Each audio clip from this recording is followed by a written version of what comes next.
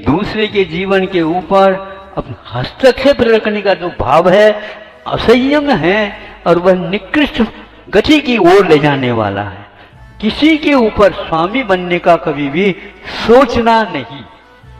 मैं इनका स्वामी हूँ, नियंता हूँ, अधिष्ठाता हूँ, मेरे ऊपर ही इसका जीवन का सब कुछ भार है, ऐसा नहीं।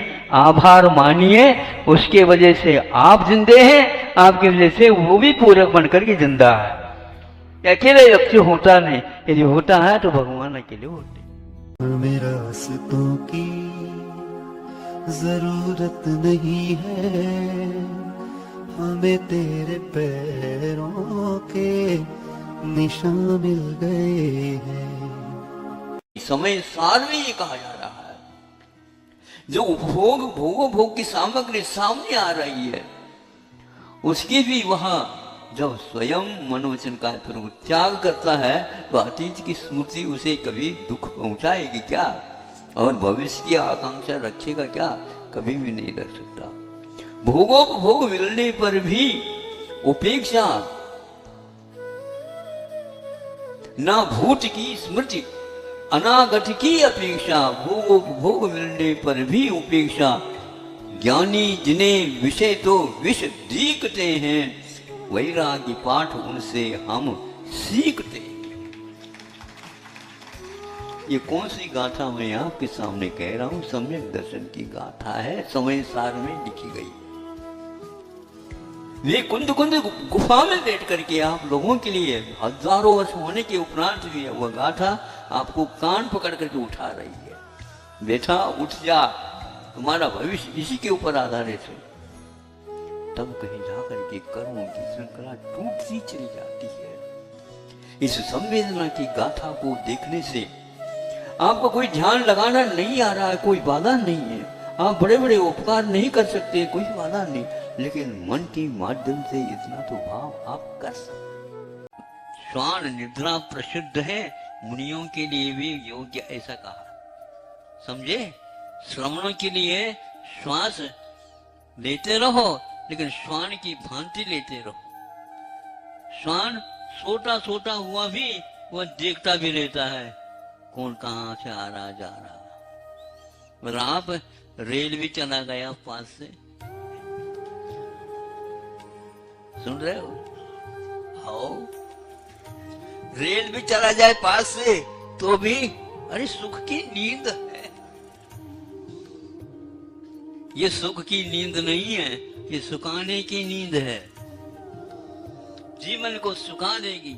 हमें रास्तों की जरूरत नहीं है, हमें तेरे पैरों के निशान मिल गए हैं। गुरु वो है जो साथ चले, कभी दिखे कभी ना दिखे, कभी कोई दोस्त बना, कभी मेरी सांस ने कहा थैंक यू मेरे गुरु, थैंक यू मेरी सांस, आपसे ही सीखा कैसे जीऊं हर सांस। धर्मात्मा का यदि आपको धर्मात्मा की पहचान करना है तो यही एकमात्र स्थूल पहचान है, और वह हमेशा हमेशा जो मिला है वह कर्म के उदय में है, ऐसा सोच करके वह दूसरे के साथ स्पर्धा अथवा वह एक प्रकार से कषाय भाव नहीं करता, किंतु ये सब क्षणिक है समझ करके अपने जीवन को धर्ममय वातावरण में बनाए रखता है। ये बहुत कम ऐसे व्यक्ति मिलते हैं जो इस प्रकार के परिणाम सहज उनके होते रहते हैं, सहज ही उनके होते रहते हैं। सहज कैसे हो रहे हैं? तो सहज होने के उपाय उनके पूर्व किए हुए कर्मों का जो उदय है उसके परिणाम स्वरूप ऐसा होता। देनत्व क्या है? वस्तुतः ये कोई गोम है क्या? नहीं, एकमात्र प्रयोग और शुद्ध प्रयोग और जीवन जीने के ऐसे शक्ति के उत्पादन के साथ आगे बढ़ते हुए वो कदम है जिसमें यह सब कुछ समग्र जीवन एकत्रित होकर के सामने आ जाता है। रास्तों की जरूरत नहीं है, हमें तेरे पैरों के निशान मिल गए हैं।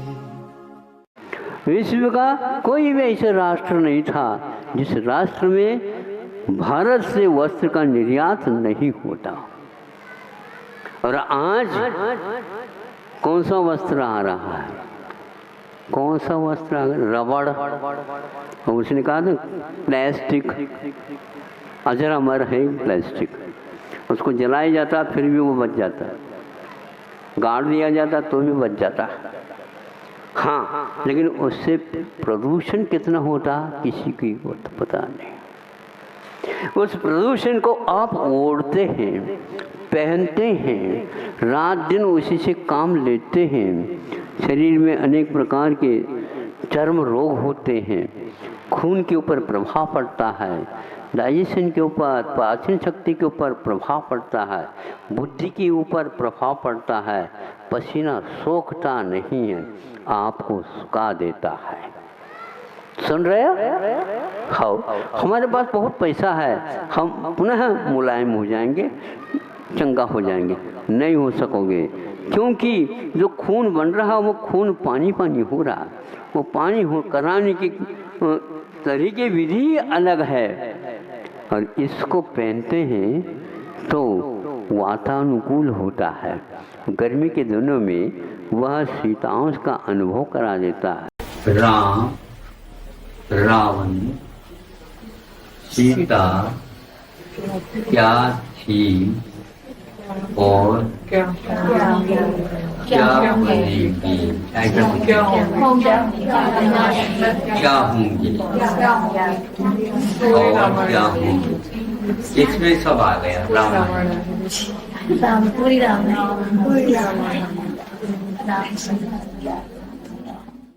मैं कुछ नहीं, हम सब कुछ है।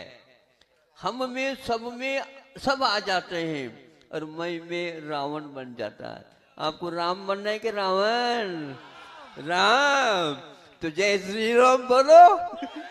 हाँ, बिल्कुल ऐसे उदारता हमारे जीवन में आना चाहिए।